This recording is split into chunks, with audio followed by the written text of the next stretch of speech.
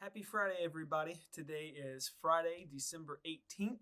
And in case if you've missed me these past few weeks, my name is Stuart Huggins, and I am the Director of Youth Ministries at St. John United Methodist Church. And I am also the student intern here at the Wesley Center in Chattanooga. And I like to jump over here on Fridays and send you guys off on a safe and healthy weekend with our DBRs. And our DBRs for today are Psalm 89, 2 Samuel 6, 12 through 19, and Hebrews 1, 5 through 14.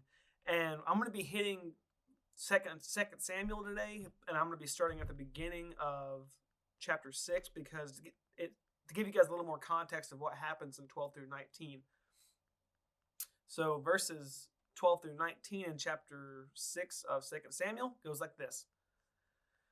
It was told King David, the Lord has blessed the household of Obed-Edom and all that belongs to him because of the ark of God. So David went and brought up the ark of God from the house of Obed-Edom to the city of David with rejoicing.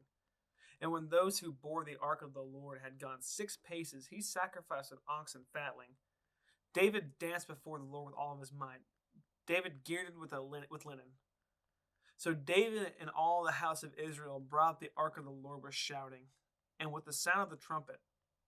As the ark of the Lord came into the city of David, Michal, daughter of Saul, looked out of the window and saw King David leaping and dancing before the Lord. And she despised him in her heart. They brought in the ark of the Lord and set it in its place inside the tent that David had pitched for it. And David offered burnt offerings and offerings of well-beings for the Lord.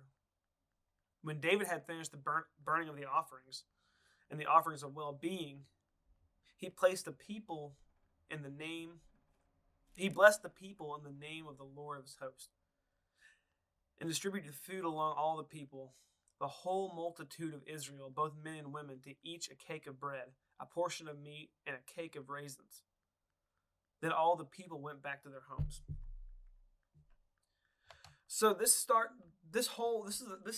2 Samuel chapter 6 starts out with the journey of the Ark of the Covenant, the first attempt and the second successful attempt to Jerusalem. So David gathered so many of his best soldiers because bringing the ark to Jerusalem was an important step towards providing a central place of worship for all of Israel. The Ark of God was what we know as the Ark of the Covenant, which God commanded Moses to make more than 400 years before David's time. It was a wood box or a chest, they would call it, completely covered with gold and with an ornate gold lid or top known as the mercy seat. It was 3 feet and 9 inches long, 2 feet and 3 inches wide, and 2 feet and 3 inches high. The Ark of the Covenant represented the immediate presence and the glory of God in Israel. David considered it a high priority to bring the ark out of obscurity and back into the prominence because it was the literal representation of God's glory. So David wanted Israel to be alive with a sense of near presence and glory for God. So they set the ark of God on a cart. Transporting the ark on a cart was against God's specific command, though. The ark was designed to be carried, which you can read about that in Exodus 25 to 12 through 15. And was only to be carried by Levites of the family of Kohath, which is in Numbers 4:15.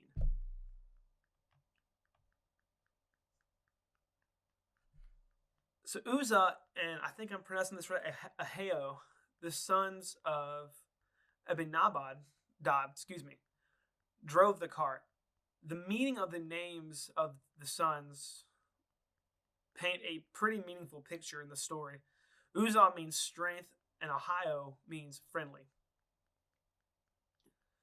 Then David and all the house of Israel played music before the Lord. Judging from the importance of the occasion and all the instruments mentioned, this was a pretty big deal, pretty big production. The atmosphere was joyful and exciting and engaging.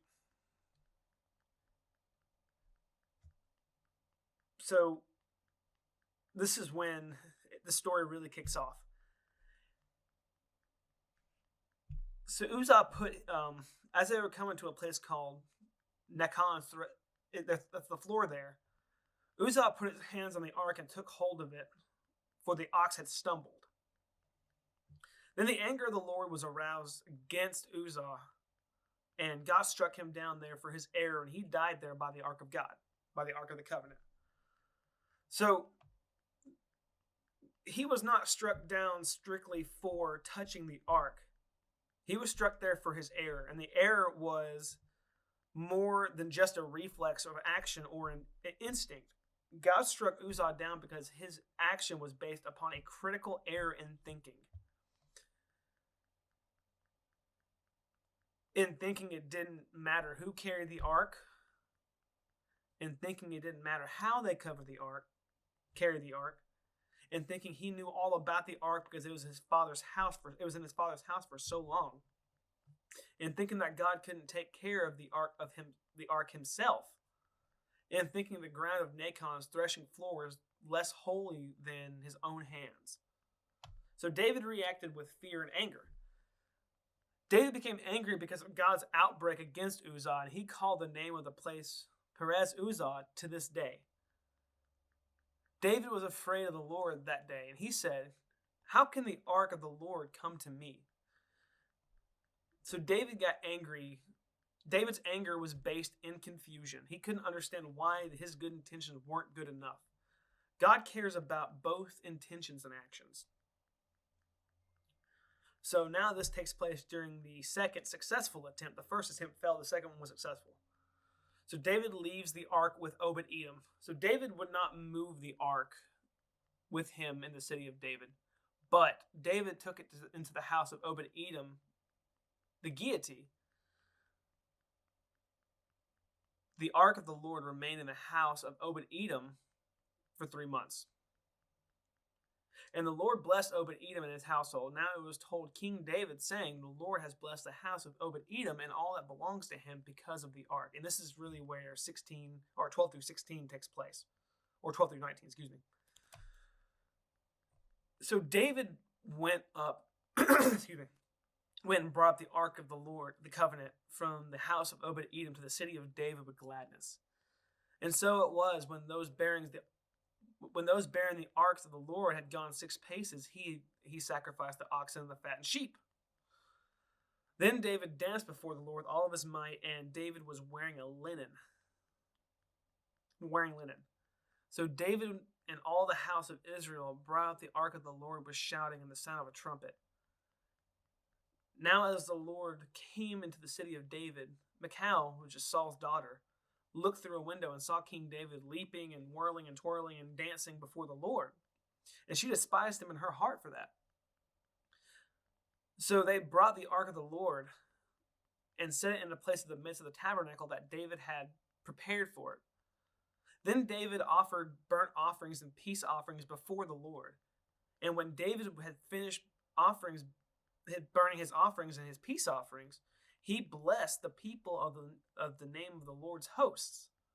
Then he distributed among all the people, among the whole multitude of Israel, both men and women, to everyone a loaf of bread, a piece of meat, and a cake of raisins.